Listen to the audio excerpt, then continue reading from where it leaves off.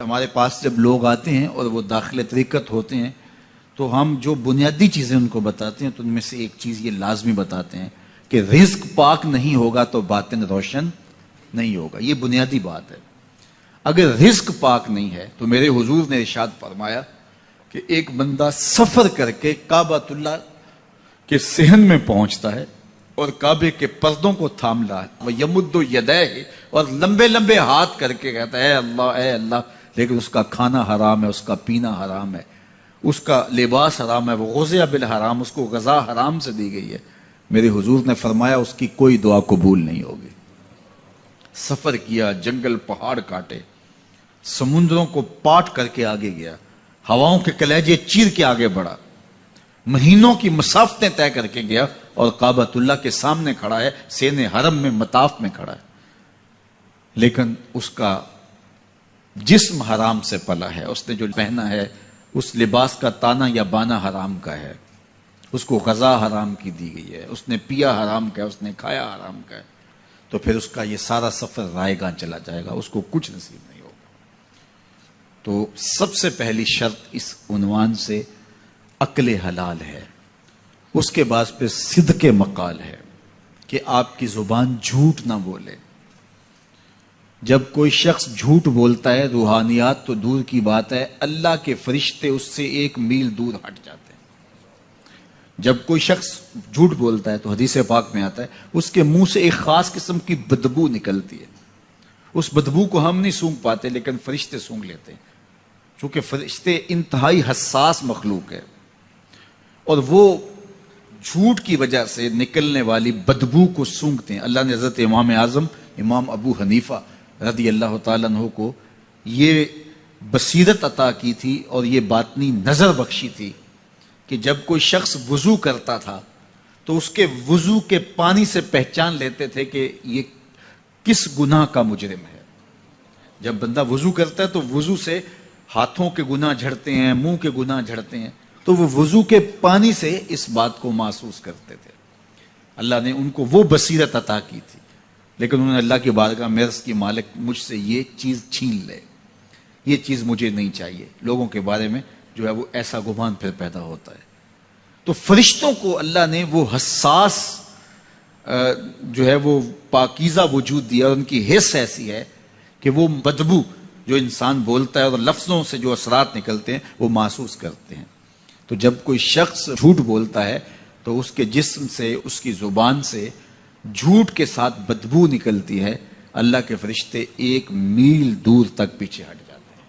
تو مجھے بتائیے, جو شخص جھوٹ بولتا ہو کیا اسے کوئی روحانی مرتبہ مل سکتا ہے؟ یہ سوچا بھی نہیں جا سکتا, یہ امکانات سے ہی نہیں ہے. اللہ کے محبوب علیہ السلام سے پوچھا گیا کہ حضور کوئی مسلمان, کوئی مومن کیا بزدل ہو سکتا ہے؟ فرمایا نہیں, وہ بہادر ہوتا ہے, لیکن ہو سکتا ہے کبھی اس سے بزدلی بھی سرزد ہو جائے. انسانی کمزوری ہے, کبھی انسان بہت طاقت میں ہوتا ہے اور کبھی انسان کمزور بھی پڑ جاتا ہے. فرمایا ہو سکتا ہے کبھی اس سے ہو بھی جائے. پھر پوچھا کہ بخل کر سکتا ہے؟ فرمایا نہیں, مومن سخی ہوتا ہے, لیکن ہو سکتا ہے کبھی اس سے بخل بھی ہو جائے.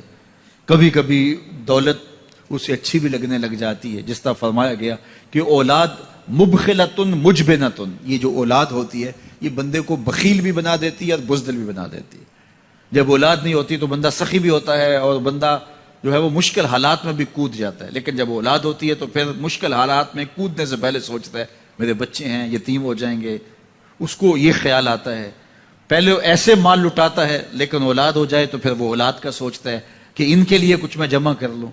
تو اولاد فرمایا میرے حضور نے کہ مبخلہ و مجبنہ, یہ بخیل بھی کر دیتی ہے اور یہ کمزور اور بزدل بھی بنا دیتی ہے. تو مومن ہوتا بہادر ہے, لیکن ہو سکتا ہے کبھی اس سے بزدلی بھی ہو جائے. مومن سخی ہوتا ہے لیکن کبھی ہو سکتا ہے اس سے بخل بھی ہو جائے.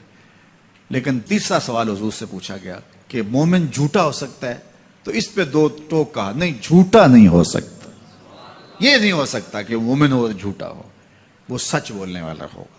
تو عقل حلال اور صدق مقال, یہ 2 خوبیاں جو ہیں یہ اہل اللہ کا ترائے امتیاز ہے, اور یہ مجھے اور آپ کو اختیار کرنی چاہیے. حضرت خلیل اللہ جب وادی غیر ذی زرع میں سیدہ ہاجرہ اور ان کے معصوم نونہال کو چھوڑ کر کے جانے لگے.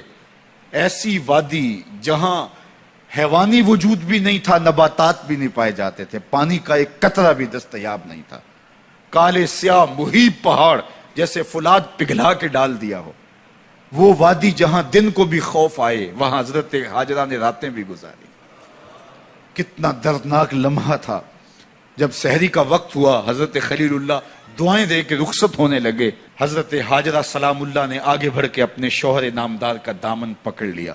تمسکت بِأَزْيَالِهِ، دامن پکڑ کے بولی، میرے شوہر نامدار، اس محیب وادی میں، اس پہاڑوں کے دامن میں جہاں دن کو بھی خوف آئے، نونہال معصوم کے ہمراہ مجھے چھوڑ کے کہاں جا رہے ہو؟ حضرت خلیل اللہ نے کوئی جواب نہیں دیا. پھر قدم اٹھایا تو زوجہ نے پھر دامن پکڑا، پھر وہی سوال، پھر کوئی جواب نہیں آیا. تیسری مرتبہ دامن پکڑا، خلیل اللہ کی جانب سے کوئی جواب نہیں آیا. تو خاتون خود بولی، کیا اللہ کا حکم تو نہیں؟ تو حضرت خلیل اللہ نے کہا، نعم، ہاں اسی کا حکم ہے. حضرت ہاجرہ نے دامن چھوڑ دیا، کہا جائیے، خیر سے جائیے، اگر اس کا حکم ہے وہ ہمیں ضائع نہیں ہونے دے گا. جہاں دن نہیں گزارے جا سکتے تھے، پھر اس خاتون نے وہاں راتیں بھی کاٹی. وہ وادی جس میں وحشت بھی قدم رکھتی تھی ڈر ڈر کے، جہاں پھرتے تھے آوارہ تھپیڑے بادے سر سر کے، جہاں پر گھاس اگتی ہے، جہاں نہ پھول کھلتے ہیں، مگر وہ سرزمین ہے آسماں بھی جھک کے ملتے ہیں. اپنی پاک باز بیوی اور نونہال بیٹے کو چھوڑ کے حضرت خلیل اللہ دعائیں دے کے رخصت ہو گئے. تھوڑا سا توشہ تھا، 2-1 دن کے بعد ختم ہو گیا. پھر ماں کی چھاتی سے دودھ بھی خشک ہو گیا. نونہال پیاس سے تڑپنے لگا. ماں تو پھر ماں ہوتی ہے، تڑپتی ہوئی ممتا کا دل بے قرار ہوا. ایک پتھر کے سائے میں معصوم اسماعیل علیہ السلام کو لٹایا اور پانی کی تلاش میں جبل صفا پہ چڑھی. اطراف میں آسمانوں کی طرف دیکھا، کہیں کوئی پرندے اڑتے دکھائی دیں اور پانی کا نشان ملے اور میں وہاں سے بیٹے کے لیے 2 بوند لے آؤں، لیکن کچھ دکھائی نہیں دیا. تا حد نظر پھیلا ہوا آسمان ہی آسمان ہے اور پہاڑی پہاڑ نیچے دکھائی دیتے ہیں.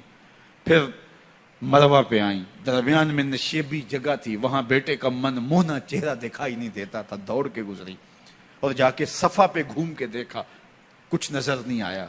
ادھر بھی دیکھ لیا، ادھر بھی دیکھ لیا، لیکن ماں تھی. پھر دوبارہ صفا پہ آئی، صفا پہ دیکھا، کچھ دکھائی نہیں دیا. پھر تڑپ کے مروہ پہ آئی، وہاں پھر دیکھا، کچھ دکھائی نہیں دیا. پھر صفا پہ آئی، کبھی صفا پہ کبھی مروہ پہ. تڑپتی ہوئی ماں کی ممتا، بے قرار دل. ادھر پانی کی پیاس سے تڑپتا ہوا معصوم اسماعیل پتھر کی اوٹ میں. درمیان سے ماں گزرتی ہے تو بھاگ کے گزرتی ہے کہ بیٹے کا من مونا چہرہ بھی نگاہوں کے سامنے رہے. ذرا منظر تو دیکھو کتنا دل آویز ہے. اللہ اکبر، سینوں میں پتے پانی ہو جائیں، پتھر بھی ہو تو پگھل جائے اس زہرہ گداز داستان سے. لیکن اللہ پر توکل اور ماں کی بے قراریاں، کبھی صفا پہ کبھی مروہ پہ، زبان پہ شکایت نہیں ہے. پھر جب مروہ پہ پہنچتی ہیں، 7 چکر مکمل ہو گئے، تو ادھر کیا دیکھا کہ معصوم اسماعیل ایڑیاں رگڑ رہا ہے. ماں کا دل ڈولنے لگا کہ بیٹا آخری لمحوں میں. دوڑی کہ بیٹے کو جا کے اپنی چھاتی سے چمٹاؤں، ہو سکتا ہے 2 قطرے دودھ کے اس کی زندگی کی آس بندھا دیں. تو ماں دوڑتی ہوئی آئی، لیکن جب قریب آئی تو منظر بدلا ہوا تھا. معصوم کی ایڑیوں کے رگڑنے سے تازہ چشمہ پھوٹ رہا ہے. پانی ہے کہ بے قابو ہونا چاہ رہا ہے. آگے بڑھی، جلدی جلدی مٹی کی منڈھیری کرتے ہوئے کہا، زم زم، رک جا رک جا. اللہ اکبر. ہاجرہ سلام اللہ علیہا نے حضرت اسماعیل کی محبت اور اپنے رب پر توکل کی انوکھی اور البیلی داستان رقم کی. کہا، ہاجرہ تو نے بھی حد کر دی، لیکن قیامت تک تیری راہوں کو بھی جلوہ گاہ بنا دیں گے. یہاں نبی بھی دوڑیں گے، ولی بھی دوڑیں گے، غوث بھی دوڑیں گے، کتب اور ابدال بھی دوڑیں گے، شہنشاہ بھی دوڑیں گے، کج کلا بھی دوڑیں گے. یہ دوڑنا ہم عبادت بنا دیں گے. حتیٰ کہ امام الانبیاء بھی ان راہوں کی سائی کرتے رہے. عجیب رنگ، عجیب منظر اور عجیب کیف کا عالم. اچھا، یہاں رک کے ایک بات کرنا چاہوں گا، اگر آپ کی توجہ ہو. جہاں حضرت ہاجرہ دوڑی اور ان کے مبارک قدم وہاں لگے اور لگ کے ہٹ گئے، عارضی نسبت ہے، مستقل نسبت نہیں ہے. جہاں ان کے قدم لگ کے ہٹ گئے وہ جگہ تو جلوہ گاہ بن گئی، اور جہاں حضور خود جلوہ فرما ہے وہ گنبد خضرا جلوہ گاہ کیوں نہیں ہو سکتا ہے؟ اب یہ پانی جہاں حضرت اسماعیل کے قدم لگے، یہ پانی دنیا کا عظیم ترین پانی ہے، اور پھر اس کا پروٹوکول یہ ہے، اس کو کھڑے ہو کے پیا جاتا ہے۔ یار یہاں بھی روک کے ایک بات کہہ دوں، حضرت اسماعیل کے قدموں کو چھونے والے پانی کا پروٹوکول ہے کہ اس کے لیے کھڑے ہو جائیں، اور حضرت اسماعیل مسجد اقصی میں جس کے پیچھے کھڑے ہو کے نماز پڑھتے ہیں، اس امام کے لیے کھڑے ہو کے مصطفیٰ جان رحمت پہ لاکھوں سلام پڑھ لیں تو اس میں شرک کہاں سے آ جائے گا؟ تو یہ تکریم ہے، یہ عزت ہے اس پانی کی کہ اس نے حضرت ذبیح اللہ کے قدم چھوئے ہیں۔ تو یہ سارا حج، اللہ اکبر، ہمیں ہمارے ماضی سے جوڑتا ہے۔